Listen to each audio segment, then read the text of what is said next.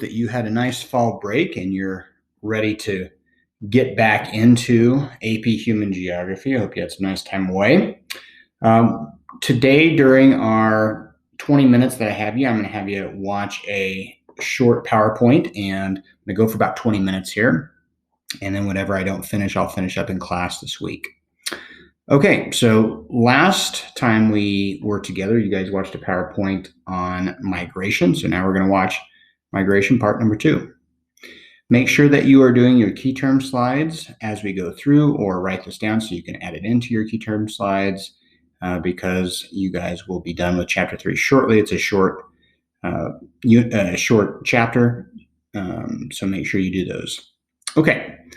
Different types of migration we're going to talk about today. So forced migration. Forced migration is when people have to leave, they're forced to leave their home and they don't have a choice. And so let's try not to have gray area here. If civil war is going on and your life is in danger and it's forcing you to leave, then that would be forced migration. I mean, yes, you could stay, but just kind of the way we want to think about forced migration is your life in danger? So if there's a hurricane coming and it's going to destroy your house and probably kill you, like the picture up in the top right-hand corner, that is forced migration as well. So some examples of that, obviously, if you are put into slavery, what we did to Native Americans, forcing them off their land west of the Mississippi, the Trail of Tears, for example, any kind of natural disaster, the Holocaust for Jewish people, for example, any kind of religious persecution where you are probably going to die if you stay in your homeland. That's forced migration. So we want to think of it as kind of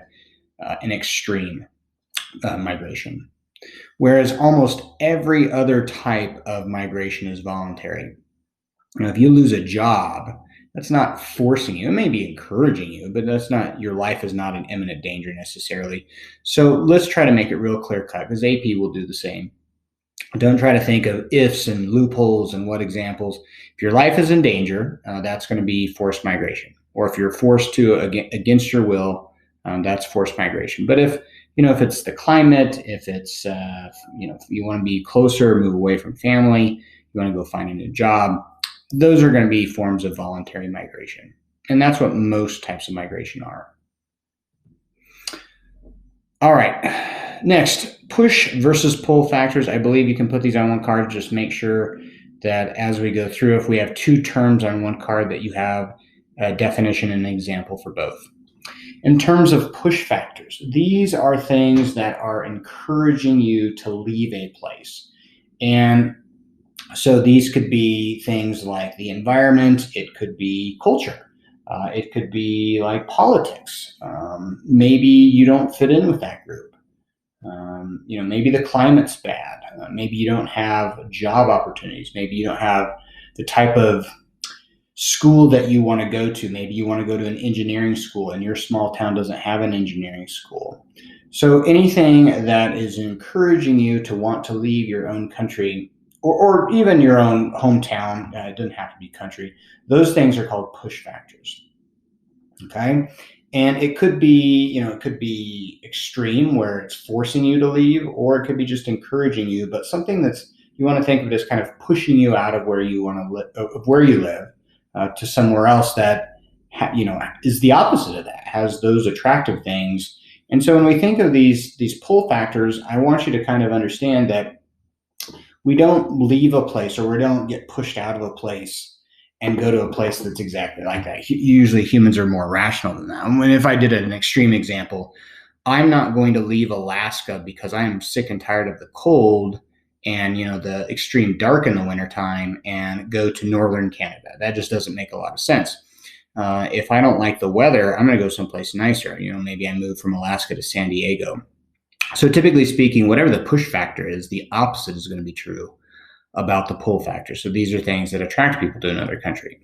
So if there's religious or political persecution, then the pull factor of the place you're probably attracted to has political freedom or religious freedom. If there's a lack of jobs in a place that's pushing you out, then the thing that's attracting you to the other place is going to be job opportunities. All right, next, intervening obstacles versus intervening opportunities. So an intervening obstacle is something which prevents you from migrating to a place. And that could be, sheer space, distance, that like an ocean or something like that. That's an obstacle. So it can be a literal obstacle, or it can be kind of like a figurative obstacle. So maybe you're lacking money. Maybe there's a big gigantic wall that a country put up. Now, who would do that? But a wall that a country would put up that prevents you from migrating to another place, another country, perhaps. That's an intervening obstacle. So it can be both literally and figuratively. Whereas an intervening opportunity, this is a little bit different. There's no obstacle in your way, but in this case, what an intervening opportunity is that you maybe you want to go somewhere, but then you realize that there's a similar opportunity somewhere closer. Okay. And so, if let's say that we talked about engineering a little bit ago for whatever reason. Let's say that you are wanting to go to an engineering school. One of the top engineering schools out in California is called Harvey Mudd, but it's like $65,000 per year. And you could go to Colorado School of Mines, which is right here in Denver.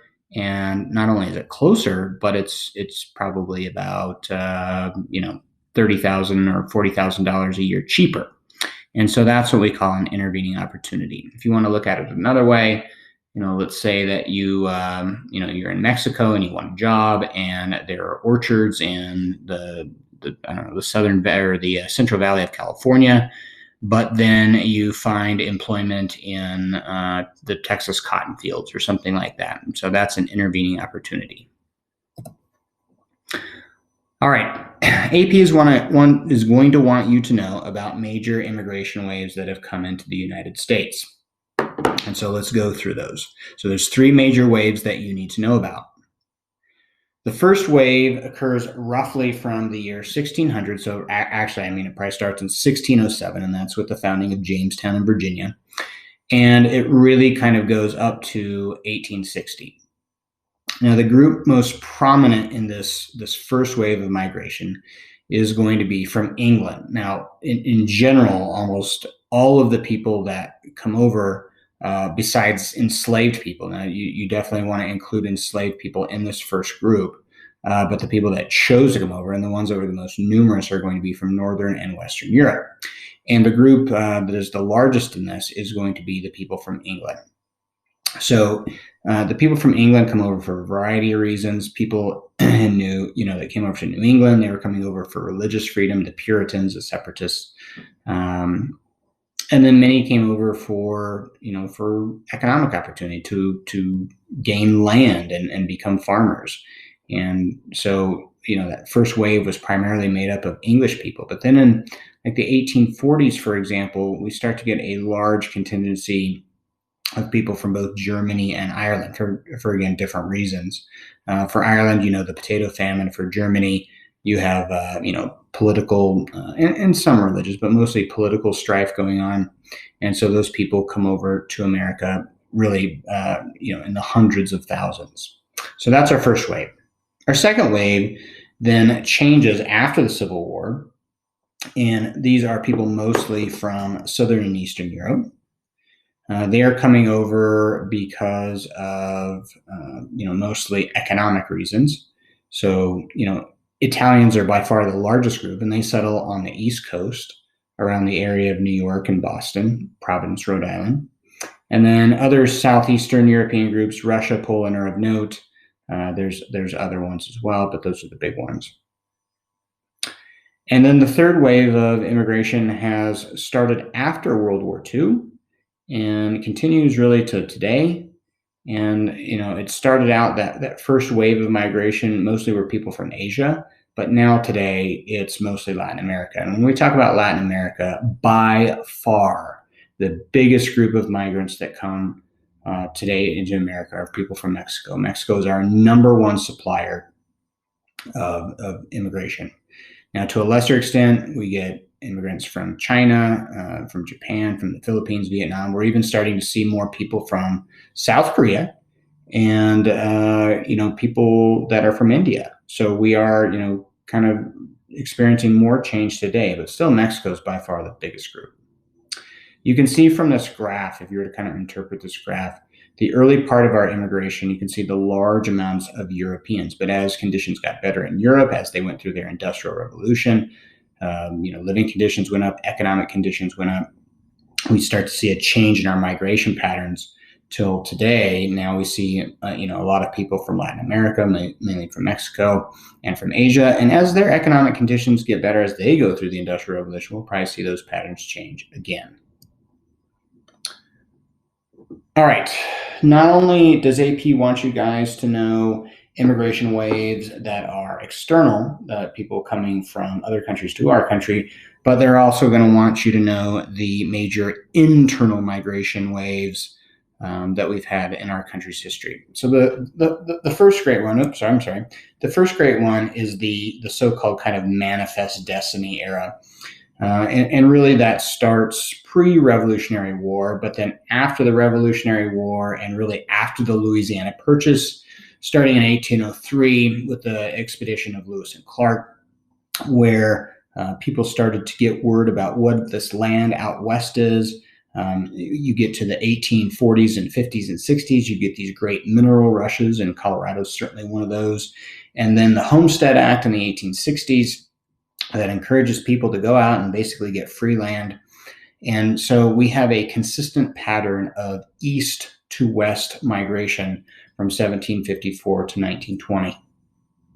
Okay, an ethnic migration. So this is African Americans, the so-called Great Migration of African Americans out of the South during World War I, World War II, and even going up afterwards. Probably doesn't even finish till the 1970s.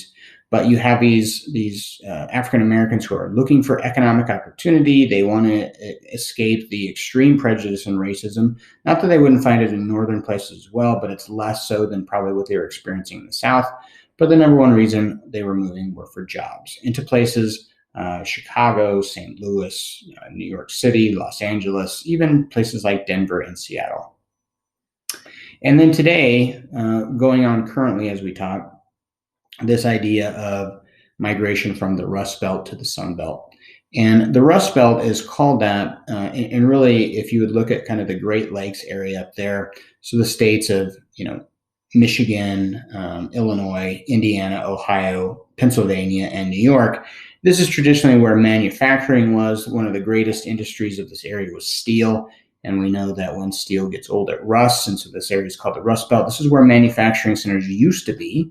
But now we're starting to see that people are migrating away from those places as there are fewer jobs available. And a lot of those jobs are popping up in what we call the Sun Belt. The Sun Belt is effectively the southern part of our country where the weather is nice most of the year round and people can find employment. Okay, so those are our three major waves of internal migration. Now, from a worldwide perspective, what we're seeing in a worldwide perspective, and keep in mind that you're going to be doing kind of three cards on one here. So you're going to be doing urbanization, suburbanization, and counter-urbanization all on one card. Make sure you have definitions and examples for both. So the biggest wave that we're seeing right now in the world, from a world perspective, is rural to urban. We call this urbanization. So the process of the majority of your population moving from the rural areas to the cities. And the major cause of this is industrialization. So this is happening in those stage 2 and stage 3 countries. So we're talking about LDCs. This is not really a pattern in a place like the United States. It's not really a pattern in any stage 4 or 5 countries. This is not a pattern in MDCs. This is very much an LDC pattern. As urbanization is going on as a result of industrialization, people are moving from rural areas to cities to find jobs and services. Now, if you're talking about a stage 4 and possibly even a stage 5 country, but really this starts in stage 3 and then it hits its peak in stage 4. So I'm going to kind of just refer to it as a stage 4 process, even though it's probably beginning to happen in stage 3 and does happen in stage 4.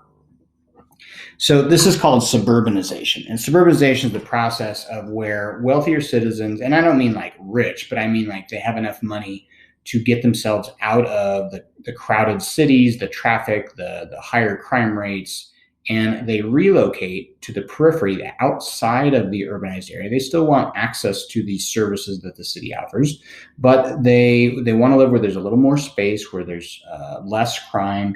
They create school districts. These school districts have nicer schools, and you are a part of this. But this is what has happened over the last 50 years since World War II got out, and we've seen this happen, this process of suburbanization.